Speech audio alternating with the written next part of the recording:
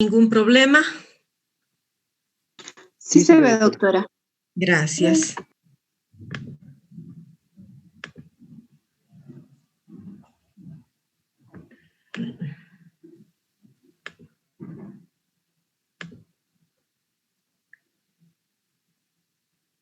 Bien, el tema que vamos a ver, como les decía, es el tema de los antivirales, así como habíamos visto los antimicrobianos. Entonces, vamos a recordar un poquito la clase que ustedes han visto de estructura viral, solamente con las cosas, los aspectos más generales, ¿no? Recordar que los virus son elementos muy pequeños, que son parásitos intracelulares, no pueden replicarse sin ayuda de la célula huésped, son intracelulares obligados. Por lo tanto, los fármacos que vamos a utilizar para inhibir el desarrollo pues tienen que ser fármacos seleccionados, tienen que ser fármacos capaces de inhibir de manera selectiva ciertas estructuras virales, pero sin dañar a la célula huésped, que va a ser donde está precisamente el virus. Ese es un problema a la hora en que tenemos que elegir un fármaco antiviral, ¿no? Ver que tenga una toxicidad selectiva, que tenga una toxicidad directamente dirigida a las estructuras virales y no a la célula huésped.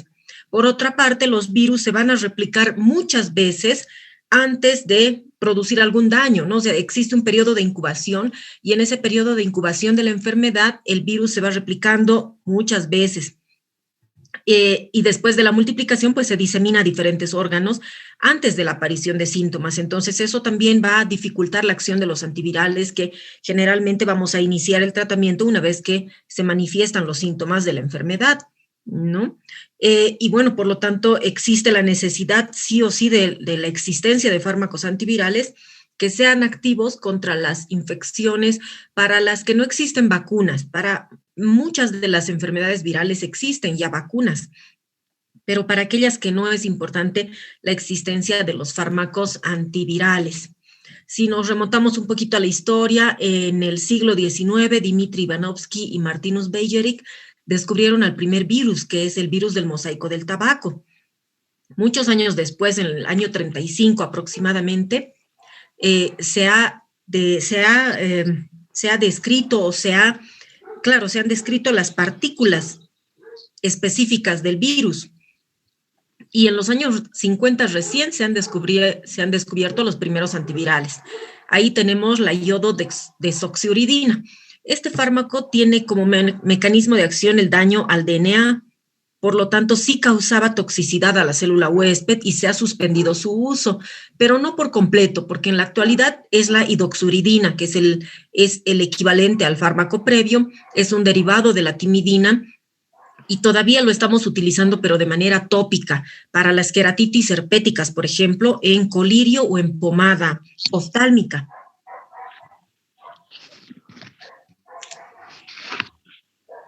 Si pudieran apagar sus micrófonos, por favor.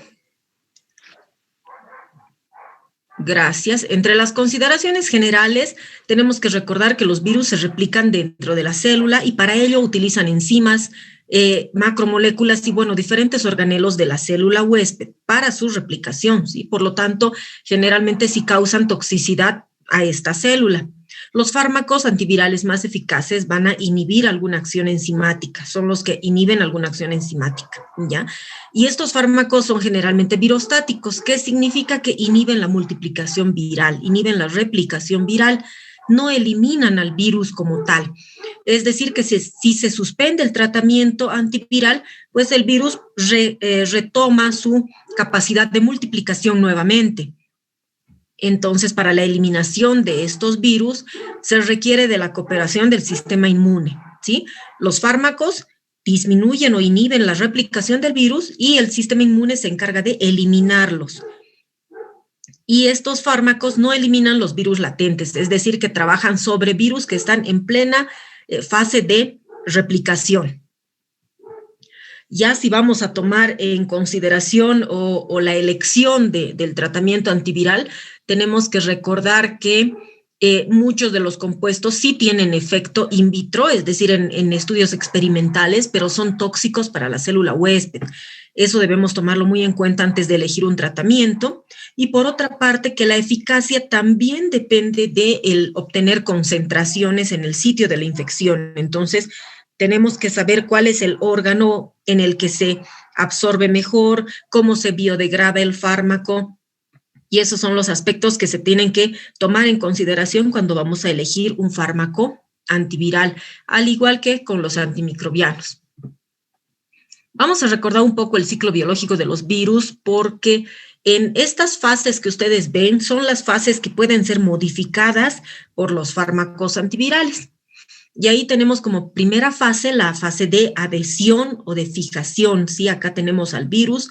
El virus lo primero que tiene que hacer, o sea, en la primera fase tiene que adherirse, tiene que fijarse gracias a ciertos receptores que se encuentran en la membrana de la célula huésped, pues se adhiere y posteriormente viene el paso de la penetración o interiorización del virus, que puede ser a través de un mecanismo de fagocitosis.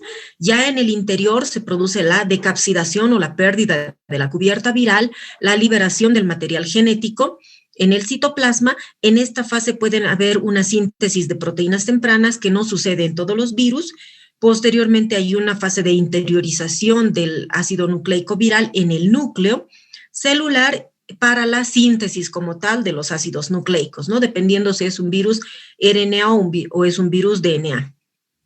La multiplicación viral y posteriormente la síntesis y el procesamiento tardío de las proteínas para el posterior ensamblaje, ¿no? El virus se fabrica sus propias proteínas para la envoltura, para su DNA polimerasa, para sus enzimas, y luego se ensambla y puede salir, uno de los mecanismos de salida del virus puede ser por gemación.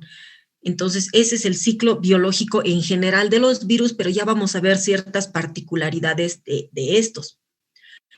Y sabiendo esta fase del ciclo viral, podemos clasificar a los fármacos antivirales de acuerdo al mecanismo de acción. Entonces, podemos tener el mecanismo de acción de los fármacos de acuerdo a las fases que habíamos visto, ¿no? Adhesión y penetración, la pérdida de la cubierta, la síntesis de ácidos nucleicos, el ensamblaje o la salida o liberación del virus, como vamos a ver poco a poco en esta clase. Tenemos entonces, de acuerdo al mecanismo de acción, tenemos a los fármacos inhibidores de la penetración viral.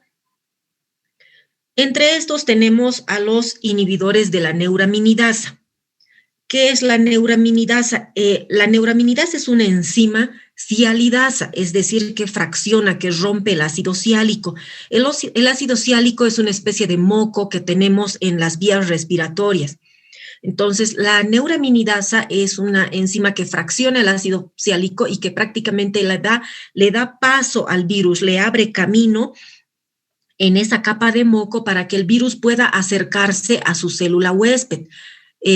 Pero también la neuraminidasa va a ayudar al virus a salir. Una vez que se ha multiplicado dentro de la célula huésped, este virus tiene que salir por gemación. Y si hay una capa de moco que interfiere, pues no va a poder salir. Entonces, la neuraminidasa también fracciona el ácido siálico en este momento de salida del virus por gemación, ¿sí? Los inhibidores de esta enzima, que es la neuraminidasa, son el oseltamivir y el zanamivir, que vamos a ver posteriormente también. Otro inhibidor de la penetración viral son los específicos inhibidores de la penetración del VIH, ¿sí? En este caso, lo que hacen estos fármacos es unirse al CD4, que es el receptor de nuestros linfocitos T, impidiendo la fusión de la membrana celular huésped con la cápside viral, ¿sí? Y entre estos tenemos a los inhibidores específicos, inhibidores de los receptores de quimiosinas. Y, por ejemplo, tenemos ahí al Maravinoc, que es un inhibidor del correceptor humano, el CCR5. Y tenemos a los inhibidores de la fusión virus-célula, ¿no? Como ejemplo tenemos la enfuvirtida. La enfuvirtida lo que hace es bloquear la penetración del VIH dentro del linfocito TCD4. Otro inhibidor de la penetración viral, como ejemplos tenemos las aminas cíclicas. Las aminas cíclicas son derivados del adamantano. Tenemos, por ejemplo, la amantadina y la rimantadina, que son inhibidores de la proteína M2 del virus. Entonces, este es todo el grupo de fármacos que son inhibidores de la penetración viral. Otro mecanismo de acción El segundo mecanismo de acción grande es el inhibir la replicación del material genético y puede hacerlo por diferentes rutas. Entonces, entre los inhibidores de replicación del material genético tenemos a los inhibidores de la DNA o de la ADN polimerasa. La DNA polimerasa es una enzima, que la tenemos acá, cuya función es permitir la replicación de los virus, especialmente de los DNA virus, ¿sí? Incorporando los nucleótidos en la cadena correspondiente. Eso es lo que hace la DNA polimerasa. Entonces, aquí tenemos a los fármacos inhibidores de esta enzima. Entre los fármacos inhibidores de esta enzima tenemos a los análogos nucleosídicos y a los no nucleosídicos. ¿Qué significa? El primer grupo, los análogos son los similares, los parecidos a los nucleósidos, que engañan a esta enzima y la inhiben, ¿sí?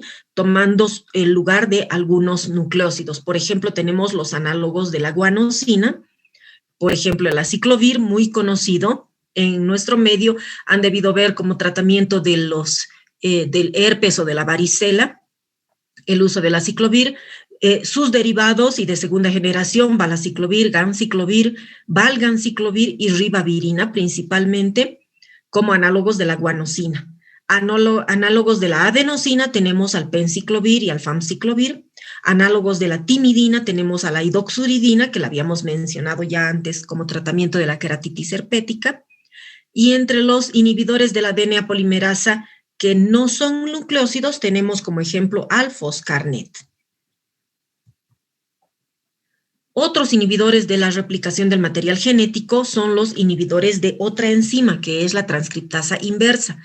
La transcriptasa inversa es una enzima que es utilizada por los virus RNA, por ejemplo, el HIV, ¿no? Que es un virus RNA de doble cadena y que para su replicación necesita ingresar al núcleo de la célula huésped, necesita transformar su RNA en DNA e introducirse en el DNA de la célula huésped, de nuestro DNA, para poder replicarse.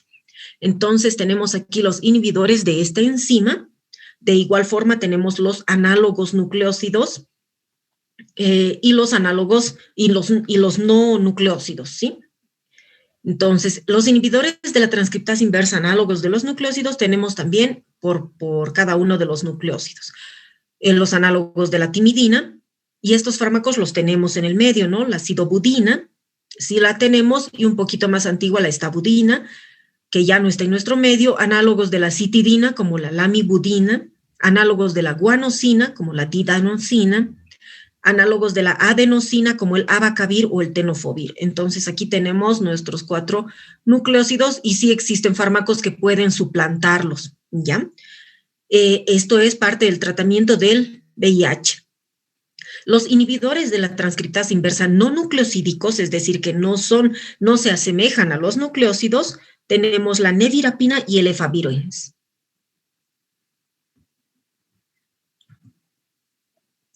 Otros inhibidores de la replicación del material genético, tenemos a los inhibidores de la integrasa. La integrasa es una enzima que, como su nombre lo indica, y nos ayuda a integrar. Tenemos la misma fase de replicación del VIH y lo que hace la enzima integrasa es integrar este RNA que se ha convertido en DNA gracias a la transcriptasa inversa, pues debe ser integrada en el DNA de la célula huésped para la replicación genética. Entonces, lo que hacen estos fármacos son inhibir fracciones o inhibir hebras de esta enzima, inhibiendo la inserción del genoma del VIH en el genoma de la célula huésped, ¿ya? Y como ejemplos tenemos al raltegravir como principal ejemplo, ¿no? Raltegravir que sí lo tenemos, y el dolutegravir en algún momento también. Otros inhibidores de la replicación del material genético específicos son inhibidores de la RNA polimerasa, que es la proteína NS5B. La RNA polimerasa es una proteína indispensable para la replicación viral. Y la otra proteína muy importante que participa en la replicación del genoma viral es la proteína NS5A. Estos antivirales, el sofosbuvir, el ledipasvir, no lo tenemos en el medio. Tenemos un tercer mecanismo de acción, ¿sí? Después de la inhibición de la replicación del genoma viral, como tercer mecanismo de acción tenemos a los inhibidores del ensamblaje de nuevas partículas virales. Y aquí tenemos a dos grupos importantes.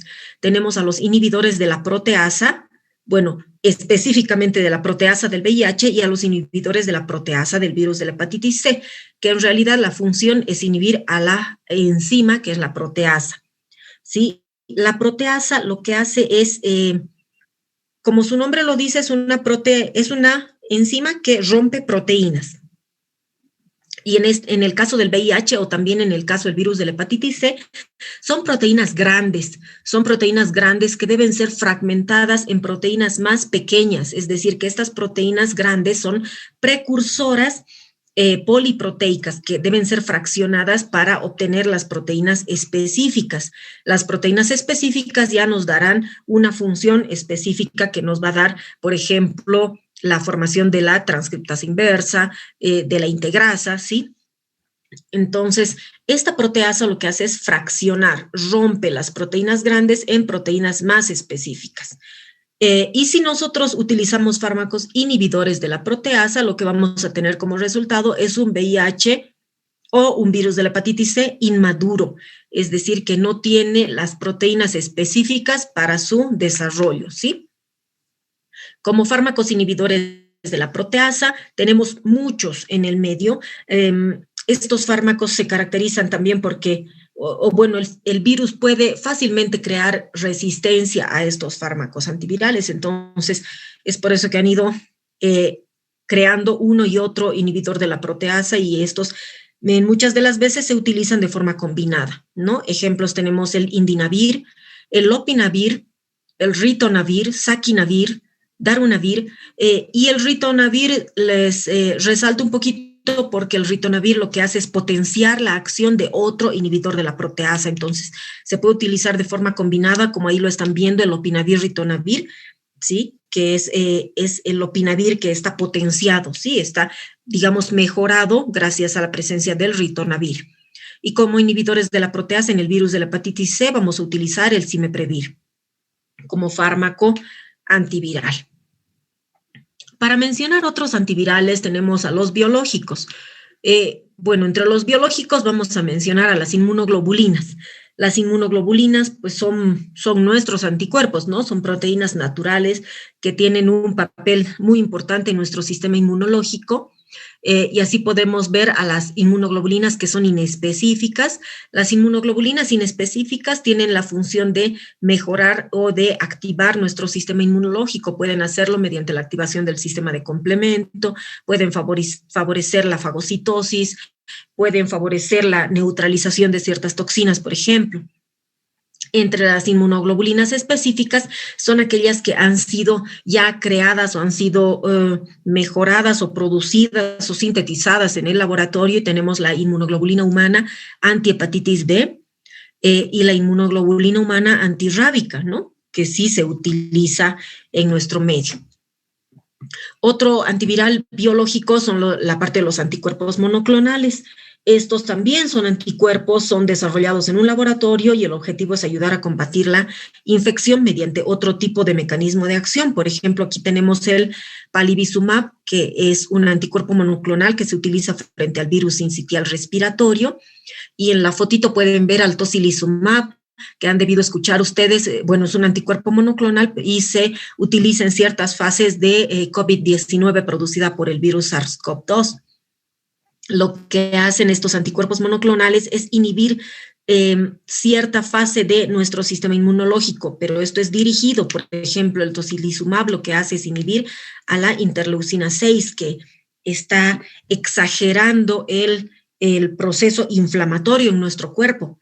El etanercept o infliximab es otro anticuerpo monoclonal que va a bloquear el factor de necrosis tumoral, que también es parte de nuestro sistema inmunológico.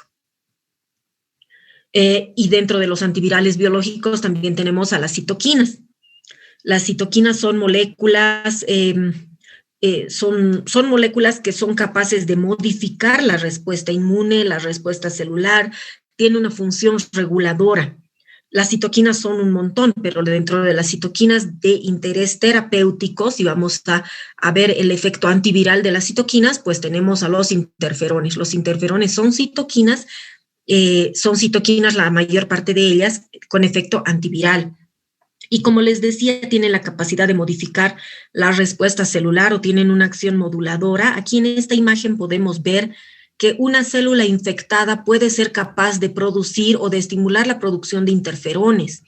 Estos interferones no van a agredir a la propia célula que la está fabricando, pero tienen la posibilidad de enviar señales a las células sanas, ¿sí? Con el afán de bloquear o de poner una barrera para que no ingrese el virus, ¿sí? Es decir, que son interferones que mandan una señal específica indicando cuál es el virus que está atacando para para bloquear la señal, ¿sí?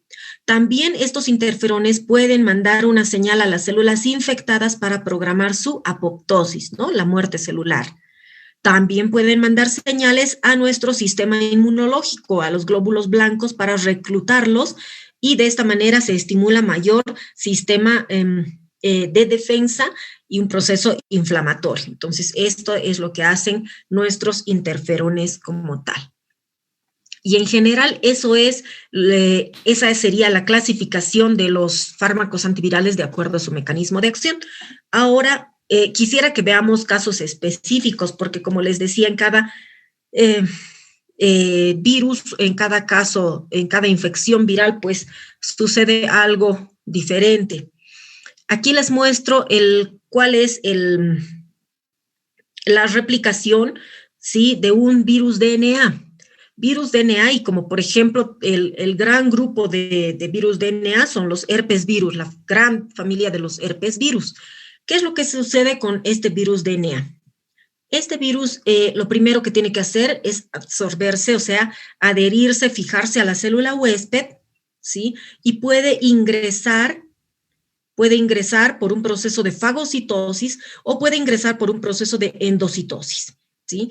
Una vez que se fusiona y se adhiere el virus, ingresa por fagocitosis perdiendo la envoltura. Lo que ingresa es la cápside. La cápside se queda a nivel del citoplasma y el objetivo es dejar el material genético en el interior del núcleo. O puede ingresar también por endocitosis. Cuando ingresa por endocitosis, pues es englobada por una vacuola fagocítica o endocítica, donde pierde también la envoltura y posteriormente pierde también la cápside y va a llegar a lo mismo, al mismo objetivo, ¿no? De dejar el material genético en el interior del núcleo. Cuando está este material genético dentro del núcleo, pues procede a la replicación de las cadenas del DNA. Algunas de ellas van a ser para sintetizar el propio material genético del virus y otras va a ser para la síntesis de las proteínas específicas. Entonces va a haber un proceso de traducción de proteínas, la modificación, sí, y posteriormente, claro, la traducción de las proteínas específicas, por ejemplo, puede ser para la envoltura, para las enzimas, para sus receptores o correceptores, y cuando ya están listas las proteínas, cuando han sido sintetizadas, pues el material genético que también ha sido replicado se ensambla en una partícula viral nueva que está lista para salir por gemación. Esto que es brotación, pues es la gemación y en consecuencia tenemos nuevos virus hijos y no se ha dañado a la célula huésped, pero sí se la ha utilizado para la replicación. Esto es lo que sucede con los virus DNA. Ahora vayamos a ver a los agentes antivirales que son dirigidos a estos virus, ¿no? Antivirales para herpes virus, la familia que es la conocida como herpes viridae, pues como les dije, tiene el genoma de tipo DNA.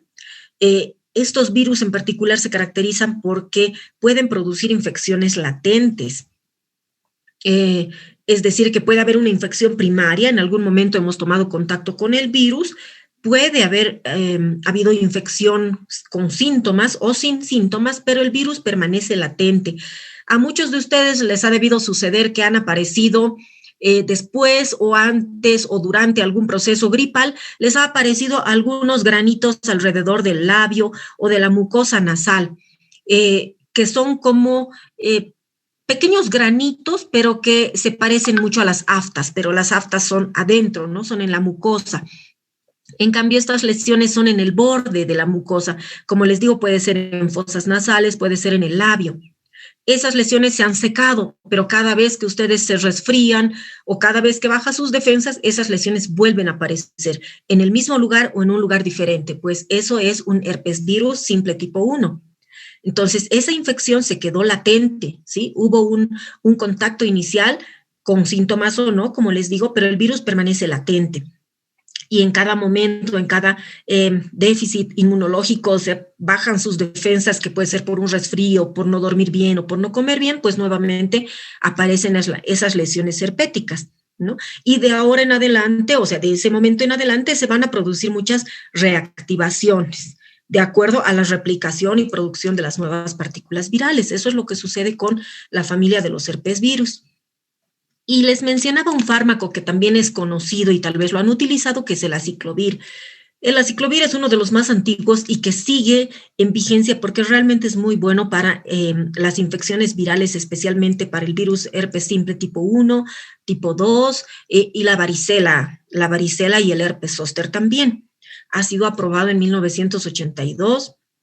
Tiene una toxicidad reducida, se puede utilizar por vía sistémica en tabletas o se puede utilizar también en pomada por vía tópica. ¿Qué es lo que hace el aciclovir? Aquí en la imagen vemos a un virus herpes simple. Lo que hace el virus herpes simple se adhiere a la célula, a la membrana celular de la célula huésped. Ven, la envoltura se queda fuera, ingresa a la cápside y el objetivo es dejar el material genético dentro del núcleo. Bien, ¿qué es lo que hace el aciclovir? El aciclovir también penetra en la membrana de la célula huésped, o sea, penetra en la célula huésped como tal, y este aciclovir es fosforilado dentro de la célula. ¿A qué se refiere con ser fosforilado? Gana un fósforo, ¿sí? Es una enzima timidina sinasa del propio herpes virus que le da la posibilidad de que este aciclovir gane una molécula de fósforo, de fosfato. Entonces se fosforila una vez, se fosforila 2 veces, se fosforila 3 veces, tenemos un trifosfato de aciclovir y este trifosfato de aciclovir tiene la capacidad de ingresar al núcleo. Una vez que ingresa al núcleo, este aciclovir es un análogo de la guanosina, que significa que se parece mucho a la guanosina. Entonces, ¿qué es lo que hace el aciclovir?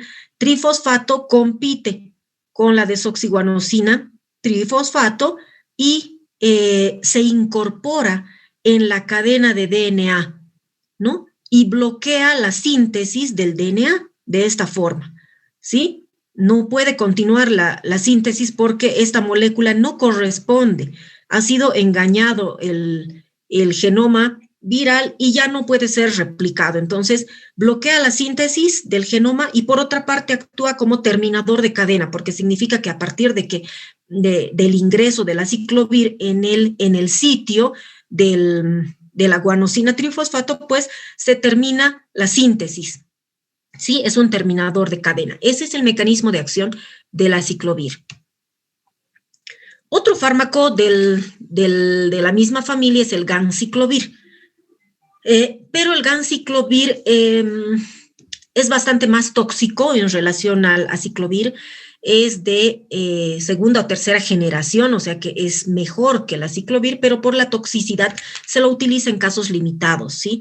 Específicamente en el caso del citomegalovirus. El citomegalovirus es un virus de la familia Herpes viridae también, es un herpes virus tipo 5, y el mecanismo de acción es el mismo, ¿no? Inhibe la unión de la desoxiguanosina trifosfato a la DNA polimerasa por el mismo mecanismo de acción que habíamos visto con el aciclovir y resulta en la inhibición de la síntesis del DNA viral. Pero como les decía, está dirigido o está limitado al uso de al tratamiento de las enfermedades producidas por el citomegalovirus, o sea, el herpes virus tipo 5.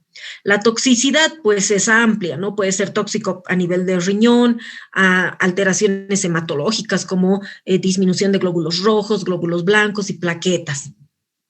Es por eso que el uso está realmente limitado del ganciclovir. Los antivirales frente a la hepatitis B. Frente a la hepatitis B tenemos a la lamivudina. La lamivudina lo habíamos mencionado en el mecanismo de acción de inhibir a la transcriptasa inversa. Entonces, es un fármaco que sí se utiliza como antirretroviral, es decir, para el tratamiento del VIH, pero también ha sido aprobado para el tratamiento del virus de la hepatitis B. Entonces, como mecanismo de acción tenemos que es un fármaco inhibidor de la transcriptasa inversa, es análogo de la citirina, inhibe específicamente en la hepatitis B, inhibe la DNA polimerasa del virus de la hepatitis B. ¿Sí? Se recomienda que sea asociado al uso de interferón, ¿sí?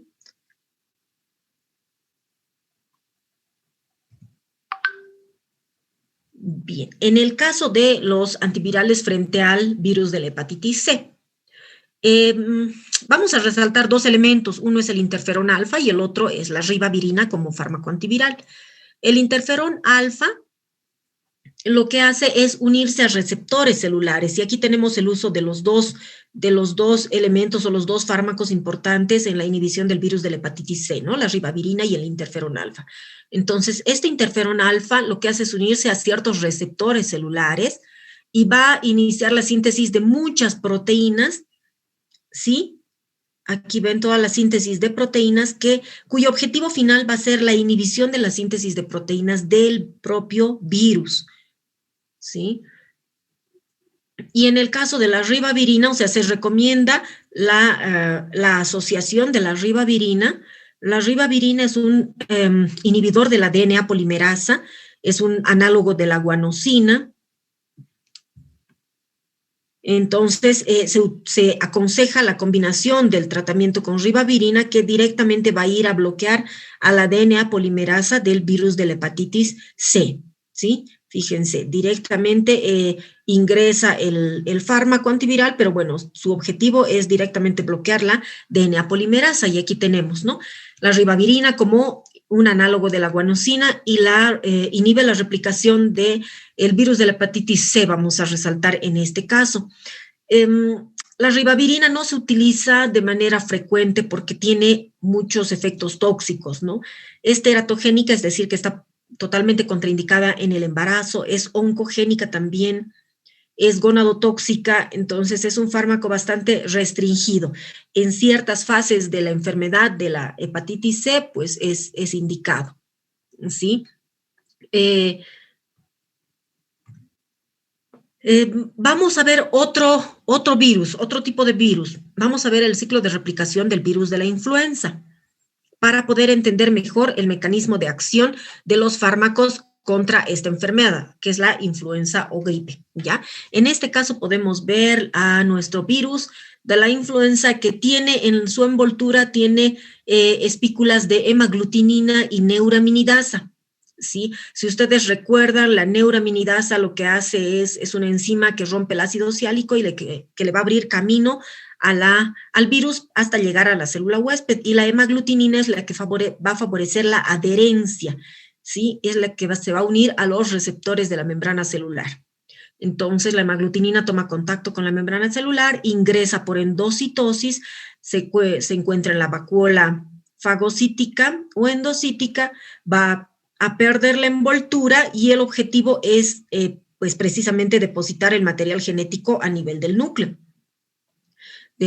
y posteriormente se va a llevar a cabo la síntesis de proteínas, tanto para la síntesis del material genético como para las proteínas que necesita el virus, las proteínas estructurales, que son las que van a dar origen nuevamente a la neuraminidasa, hemaglutinina y otras enzimas que requiere el virus, y las proteínas no estructurales que se van a encontrar en el material genético o que van a dar origen al material genético. Una vez que se lleva esto a cabo, pues posteriormente está el ensamblaje y la partícula viral ya ensamblada va a salir por gemación. Ese es el ciclo de replicación y vamos a ver, enseguida vamos a volver a esta diapositiva. Entonces, después de conocer cómo se replica el virus de la influenza, vamos a ver a los antivirales frente a virus respiratorios. Y aquí tenemos a las aminas cíclicas. Las aminas cíclicas que habíamos visto ya antes son derivados del adamantano. Tenemos como ejemplo la amantadina y la rimantadina, y aquí pasamos un ratito aquí. ¿Qué es lo que sucede con la amantadina? El mecanismo de acción es inhibir la proteína M2, sí, que les había mencionado antes, pero ahora lo vamos a ver en imágenes. Este es nuestro virus y lo que hace es ingresar por endocitosis. Este virus está estable, o bueno, tenemos la proteína M2 que da la estabilidad a nuestra cápside, y esta tiene que abrir paso para que se libere el material genético, ¿sí? Entonces, lo que hace nuestra amantadina es inhibir a la proteína M2, ¿sí? Entonces, esta inhibición va a producir una activación o acidificación del virión y no se va a poder decapsidar, es decir, que no va a poder perder la cubierta y el material genético se va a quedar encerrado en esta cubierta, ¿sí? No va a poder ser liberado y la vesícula endocítica ya no tiene mayor sentido, no va a poder liberar el material genético en el interior del virus. Fíjense acá, lo que hace la proteína M2 es dar estabilidad y también abrir esta cápside para que el material genético salga y pueda pasar al núcleo. Entonces, si nosotros inhibimos a la proteína M2, ahí tenemos la acción de la amantadina y rimantadina, la inhibición de la proteína M2, pues esto es como si se cerrara. Entonces, se cierra la cápside y no da paso a la liberación del material genético, ¿sí? Ese es el mecanismo de acción de nuestras aminas cíclicas. Otros antivirales tenemos al oseltamivir y zanamivir, que también los habíamos mencionado, que son antivirales selectivos. Específicamente su mecanismo de acción es inhibir a la neuraminidasa y está dirigido al virus de la influenza, ¿sí? O sea, se utiliza como tratamiento en los casos de influenza, especialmente en influenza A y en influenza B. Bien, lo que dice acá abajo les explico. Dice, si el diagnóstico específico se establece dentro de las primeras 24 a 36 horas de inicio de los síntomas, pues es mucho mejor, porque reduce la duración de síntomas. ¿Por qué? Porque el oseltamivir y el zanamivir lo que hacen es inhibir a la neuraminidasa. La neuraminidasa lo que hacía era romper el ácido ciálico para que el virus se acerque, ¿no? Esa es una primera fase. Aquí no vamos a poder iniciar el tratamiento porque el paciente ni siquiera tiene síntomas, pero cuando el virus ya ha ingresado, se ha replicado y está listo para salir, la neuraminidasa también, rompiendo el ácido ciálico, le da paso al virus a que pueda haber esta gemación, este proceso de gemación sin ningún inconveniente. Entonces, lo que hace el oseltamivir es inhibir a la neuraminidasa y hacer que este virus se quede acá dentro de la célula huésped y no pueda salir, no pueda infectar a nuevas células. Entonces, por eso es que decimos que si se inicia dentro de las primeras horas del inicio de los síntomas, pues se va a reducir la duración de los síntomas en gran parte, ¿ya? Aquí tenemos al oseltamivir nuevamente. ¿Qué es lo que hace la neuraminidasa habitualmente? Pues le ayuda al virus que está listo para salir por gemación, le abre paso y el virión listo, formado, está preparado para continuar replicándose e infectar nuevas células. Y nuestro oseltamivir lo que hace es bloquear, inhibe la neuraminidasa, por lo tanto el ácido ciálico bloquea la salida del virión y el virión pues no puede ir a replicarse a otras células, ¿sí? Y ahora vamos a ver el ciclo de replicación. Vamos a ver el ciclo de replicación del VIH. El VIH es un virus RNA que tiene una doble cadena de RNA. Acá podemos ver. El VIH primero tiene que haber un proceso de fusión, ¿sí? Antes del ingreso del virus a la célula huésped, hay un primer proceso de fusión. En este proceso de fusión tenemos ciertas proteínas que son las glucoproteínas, la GP120, la GP41, que lo que hacen es fijarse a los receptores, que es el CD4 de los linfocitos T, o a los correceptores, en este caso tenemos la CCR5, que también la habíamos mencionado al principio de la charla, pues tenemos receptor y correceptor. Entonces, el virus, mediante sus glucoproteínas, se une a estos receptor y correceptor, deja la envoltura fuera, ingresa el virión y permitiendo la liberación del material genético en el citoplasma. Esta doble cadena de RNA, gracias a la transcriptasa inversa, se convierte en DNA y este DNA ingresa al núcleo y gracias a la enzima integrasa se integra al DNA de la célula huésped.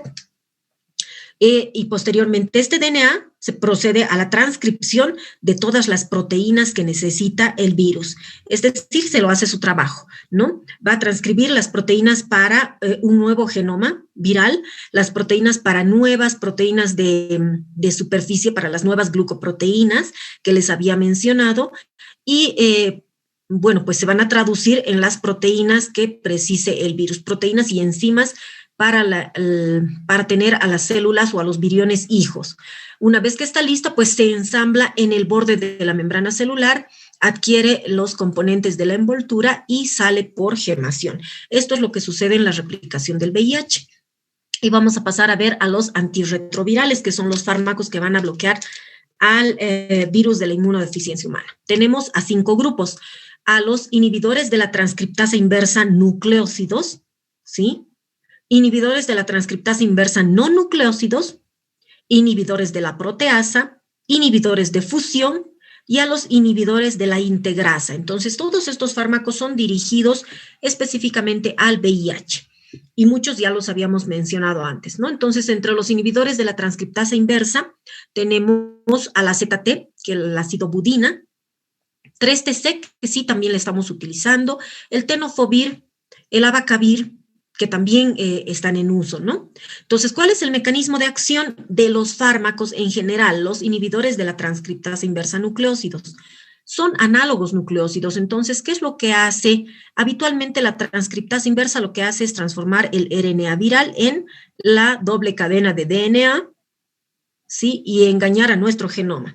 Lo que hacen los fármacos, que son análogos nucleócidos, es bloquear la transcriptasa inversa porque ingresan en lugar de los espacios nucleócidos correctos, pues entra nuestro fármaco antiviral engañando a la transcriptasa inversa, inhibiendo su función y por lo tanto no existe la formación de la doble cadena de DNA. Y por lo tanto también hay una terminación de la cadena hija, ¿no? Ese es el mecanismo de acción.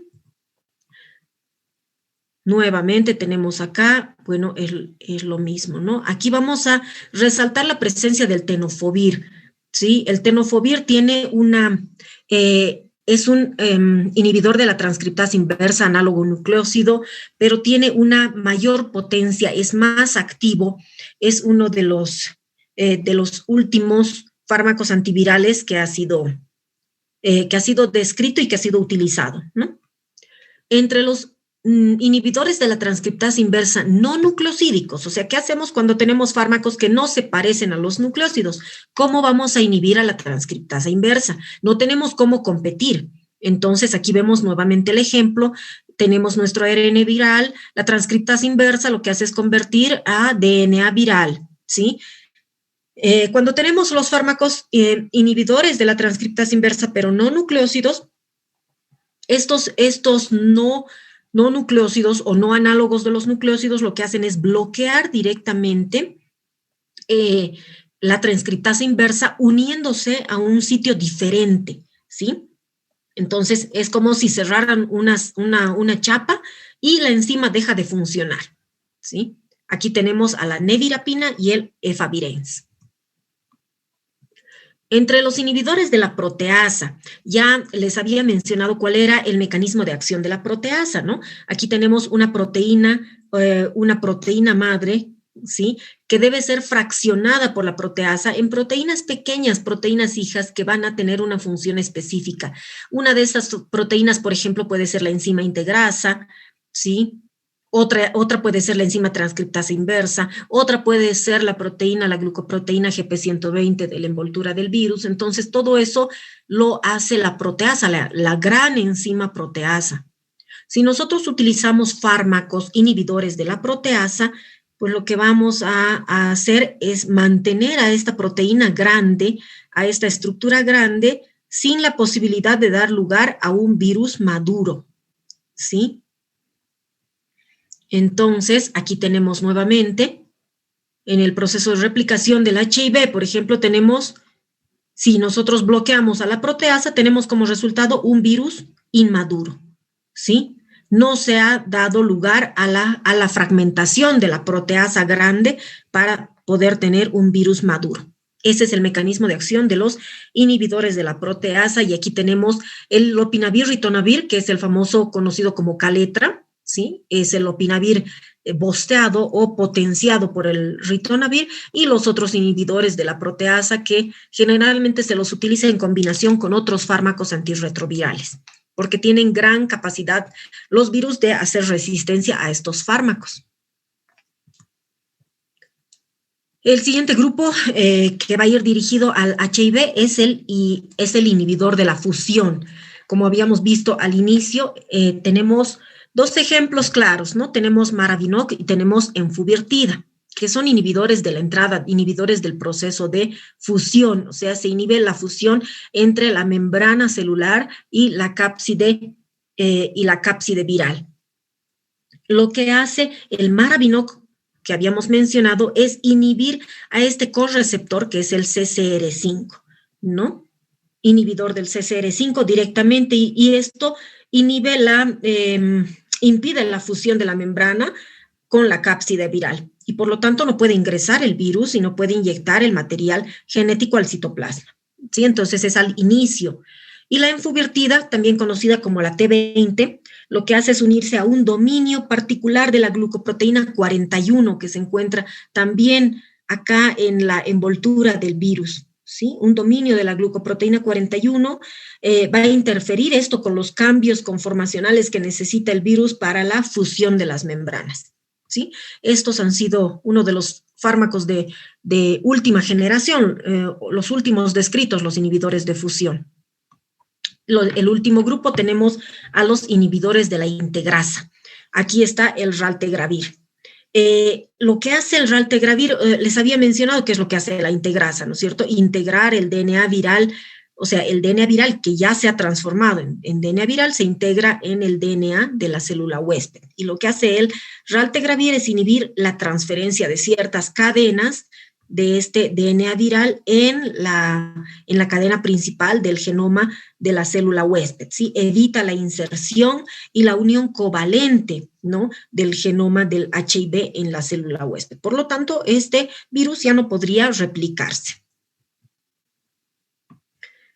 Bien, no sé si tienen alguna pregunta. Hay muchos fármacos antivirales, hay muchos fármacos antirretrovirales. Ustedes se preguntarán por qué después de todo esto seguimos teniendo VIH en el mundo. Pues es porque el virus nos lleva mucho por delante en tiempo y en desarrollo. Entonces, a medida que vamos fabricando fármacos antivirales, pues el virus ya tiene mecanismos de resistencia contra ellos.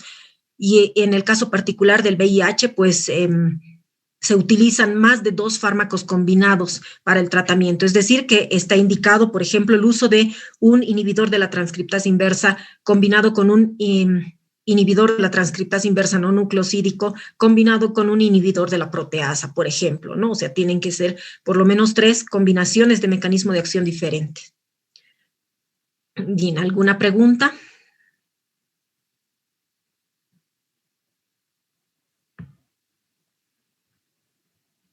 Vamos a suspender la grabación. No sé si tienen alguna duda.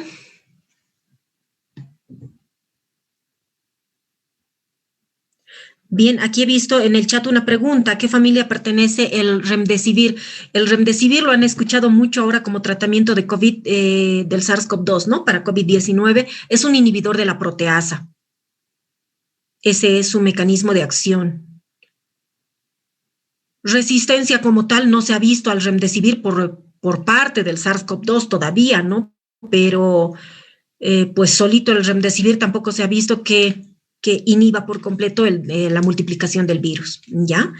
Otra pregunta, dice, ¿la combinación de antivirales para el tratamiento de VIH no tiene alguna repercusión a nivel del ADN? A nivel del ADN no, pero son fármacos muy dañinos. Entonces los pacientes portadores del VIH pues tienen problemas de dislipidemias, tienen acúmulo de triglicéridos, de colesterol, tienen obesidad, tienen acúmulo de lípidos en ciertos lugares del cuerpo, tienen aumento de la cintura abdominal, de la circunferencia abdominal, pueden tener reacciones alérgicas.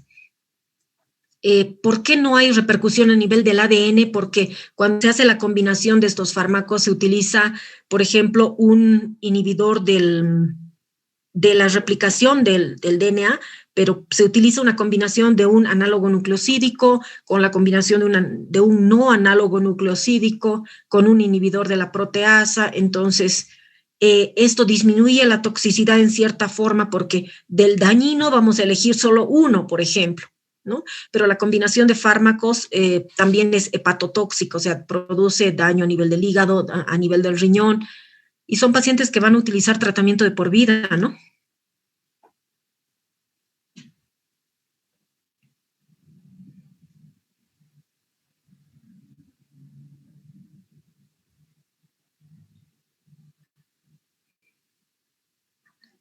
No sé si hay alguna otra consulta.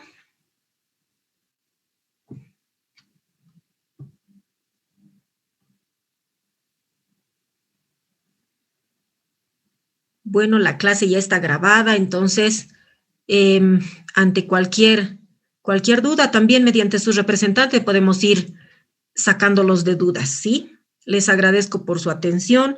Gracias, Ramiro, por estar presente. Que tengan buenas tardes. Hasta luego, doctora. Hasta luego. Hasta luego, doctora. Muchas gracias, doctora. Hasta luego. Gracias, doctora. Hasta luego. Muchas gracias, doctora. Hasta luego. Muchas gracias, doctora. Hasta luego. Gracias, doctora. Hasta luego. Gracias, doctora. Hasta luego. Que les vaya bien. Gracias, doctora. Hasta luego. Gracias, doctora. Hasta luego. Hasta luego.